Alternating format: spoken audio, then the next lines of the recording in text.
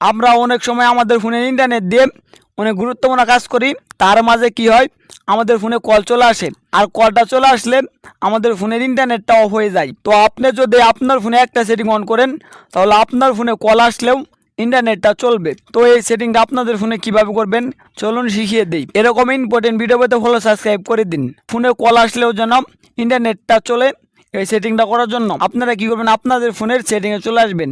সেটিংয়ে চলে আসার পর এখানে আপনার সিম কার্ড অ্যান্ড মোবাইল ডাটা এটা চলে আসবেন। এটা চলে আসার পর এখানে আপনারা একটা সেটিং পাবেন, use internet during calls on secondary data SIM. আপনারা এটা অন করে দিবেন। এটা অন করে দেওয়ার পর আপনারা কী করবেন, আপনাদের ফোনে বোল্ট কল চালু করে রাখবেন।